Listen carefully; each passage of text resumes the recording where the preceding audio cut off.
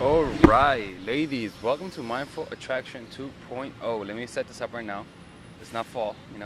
Um, so in today's video, we're gonna be talking about how to prevent your boyfriend from breaking up with you, and 7 essential tips to keep him interested.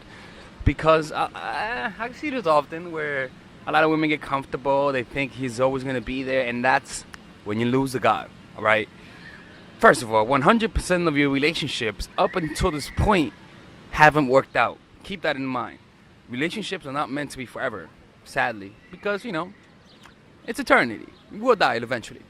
But I'm gonna show you some tips that will help you prevent those breakups, those unnecessary breakups when he would have loved you, he would have stayed with you if only you would have not fucked up. The problem with that is that it causes you to see things that are not there, to assume that he's already that he's going to hurt you one day. So what happens? You expect it. You act as if it's going to happen. You see, and that's the problem. That the actions that arise from your insecurity causes you to see illusions. And it's not the fact that you're seeing illusions, but the fact that you're not seeing the difference from your projections to reality, because you're so into your insecurity that you cannot see the world that your insecurity is creating. So what you have to do is go into the insecurity, go into the raw experience of being insecure, feel the insecurity 100% without trying to justify it, or without trying to avoid your insecurity. Feel it in its raw sensation. Rather than experiencing the mental projections, see the raw sensation of your experience, because at the core of your insecurity, there is a raw physical experience, and that's where you want to go to, and that's where you want to stay. I'm telling you, this is the biggest thing, is becoming aware of your insecurities. Once you do that, everything gets better. All right. Second thing, don't nag, discuss. When you're with someone, you want to help them change, you want to improve them, but you gotta learn to pick your battles. All right. Don't nag when in the moment when the mistake is made. It's much better to find them when you're both relaxed, in a relaxed state. We usually nag to people when we feel annoyed. That you shouldn't do that. When you feel annoyed, observe your annoyance. Observe yourself being annoyed and give him time to relax as well, right? And then bring up the topic and discuss it. See how you guys can improve it. But you gotta be more pragmatic and more diplomatic about it. Number 3, push pull. In most relationships, you want to show that you love the guy, right? And what tends to happen is that you're always showing interest, always texting, always responding fast. That's fine, but you gotta learn that there is a fine line between showing interest and showing too much interest, right? Why? Because you want him to feel that what's going on here. Am I losing her? Am I losing her? You want him to feel that. You want to give him that push of I'm losing interest, and then that pull of nah, fuck that, I love you, man, I love you. Why? Because it makes you I love you feel even better. Once you when you include the dynamic of pull and push, pull, and you gotta learn that. Is because a lot of women just want to spend time with their man 100% of the time, and that's fine. I understand. But you gotta be intelligent about it. You gotta realize that sometimes it can be a little bit too much interest, a little bit too much attention. It's not good. You gotta learn to show attention, show attraction, and then pull back so that you can give him space to chase you back. If you didn't give a guy space to chase you back, you know what happens? He gets too suffocated. And you know what happens when a guy gets suffocated? He begins to lose interest. Number 4, be physical. I'm talking about just being physical, like in sex, all right? No, I'm not talking about that. I'm being physical in terms of being active, going to the gym, doing yoga, working out, eating healthy, being active in your life, not just being at home and just cooking or whatever. No, doing things, man, moving around. But the most part, getting in shape, or at least being healthy. Let me tell you something, man. A lot of times when you feel like you have the guy, you know what happens? You start letting yourself go. I understand. It's how the brain works. It's trying to preserve energy. The issue with that is that when you let yourself go, what happens?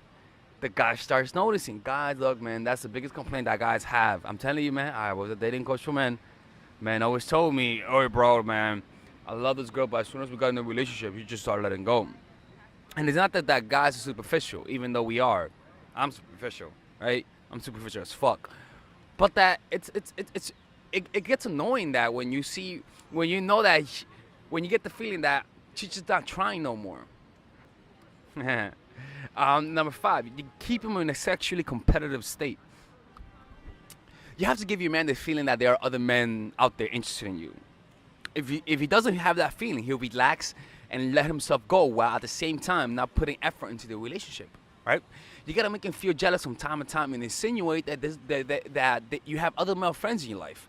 That can be through activity, yoga, or salsa class, because when you do yoga or salsa class, especially salsa or bachata or dance, inevitably there's a guy that's gonna be holding you, right? Or through other means. Either way, this has to be done because he has to know, oh fuck, there's other guys out there that might be interested in her, you know. And when he feels that, you know what happens as guys, they get competitive in a sexual way. They'll actually start working for you. They'll actually start working out even more. They'll get the motivation to get in the gym.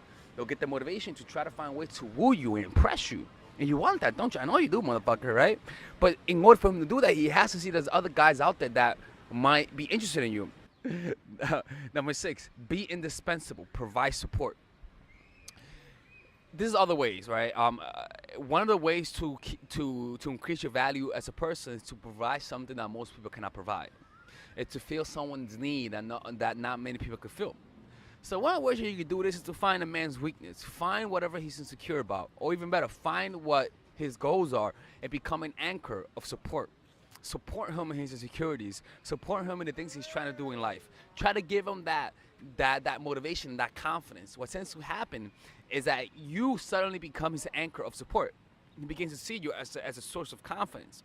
You see, what tends to happen is that he created that support system, that motherly, maternal support system on top of the sexual attraction that I have for him. It rounds out the attraction, and it keeps the guy interested, and it keeps the guy dependent on your support. You see what I'm saying? And that's a part that a lot of women miss out, is that you have to find something that he's insecure about and support him. Give him compliments based on his insecurity, not on his strengths. And the last one, and most important, don't take him for granted. Motherfuckers, man, don't take him for granted. When you take a guy for granted, you stop working to keep him interested. And I'm reading off of it because this is important. It's that simple. You begin to neglect them and yourself. You begin to neglect him, which is you stop trying to woo him. You start trying to keep him interested. And also, you neglect yourself. You stop trying to keep yourself up to date in terms of fashion. You stop trying to try to look nice when you're around him, right? How you'll think he will always love you. That's what happens. So you stop working on yourself and on the relationship. This happens very often. This happens to me. This happens to you. This happens with the relationship we have with our loved ones, right? You have to realize that there is a good chance that one day in the future, he's going to lose interest. You have to realize that one day you may lose him. And when you have that in mind, you always be thinking of things to impress him. Always be thinking of things to keep the relationship alive. And that simple effort, he'll see that effort.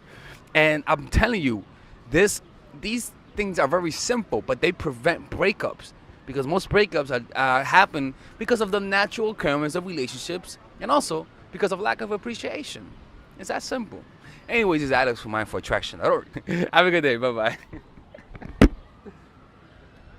All right, ladies and gentlemen, if you guys ever want to learn how to use your feminine energy to influence people, learn how to use your masculine energy to become more assertive, and also learn how to blend both energies to improve your dating life, your spiritual life, honestly, your relationship life, your family life, your career life, this is the course for you. If I had to make a course for my nieces, I have 2 nieces, one is 19 and one is 15. 16. Holy shit. Oh my God, he's a bad fucking uncle. He's a bad uncle. Get him. Shut up, Melissa. You should get this course, right? And this is the course that I will make for them. So, for example, watch the curriculum, right? In the first week, we're going to be showing you how to establish a strong masculine foundation without letting it hurt your feminine energy. This masculine foundation is a source of who you are, right? It's your bodyguard. Without this, whatever feminine energy you create will be destroyed by the outside, because your masculine is your shield. So we'll talk about goal setting. We'll talk about how to develop a serious attitude. We're gonna be talking about how to use more logic, how to use more goal-oriented behavior. It's more how to be a man, Now the next one is how to embrace the feminine energy, right? This one would teach you about how to minimize excessive masculine traits, developing self-awareness, healing abundant feminine energy, regulating your emotion, mastering voice qualities and facial expressions, surrendering control, and allowing pain to be felt. This is honestly, this will supercharge, like Kaioken, your masculine energy. After that, we have femininity in the workplace and how to be feminine in the workplace without letting people take advantage of you, and the nuances of how women on power should behave versus women who are subordinates in the workplace, and even the dress code. This is based on psychology, people. It's kind of insane. I'm actually excited about this one. The next week, we talk about navigating the labyrinth of male and female friendship, and this a lot of women find confusing, so we talk about that. And how to identify envious friends, how to identify the good friends, how to keep male friends, and how to keep female friends. Week 5, we talk about how to release the burden of the past and stop and destroy mental projections. This is actually really powerful. And then week 6, we talk about how to increase your observational power so that you can read people better.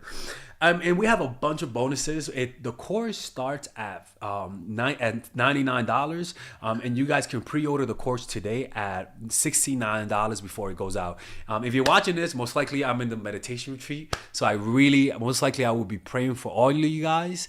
And just click on the description down below of the video. Right there, you'll see it, and you could pre-order that course. It's gonna be out by the end of next month or the beginning of February of March. One of the two, people, because I have a 10-day retreat to do, and I want to finish the course after the retreat, because I think the ideas are gonna be so much better. All right, man. I'll see you guys later. Pre-order, man. Oh, I'm closing the channel.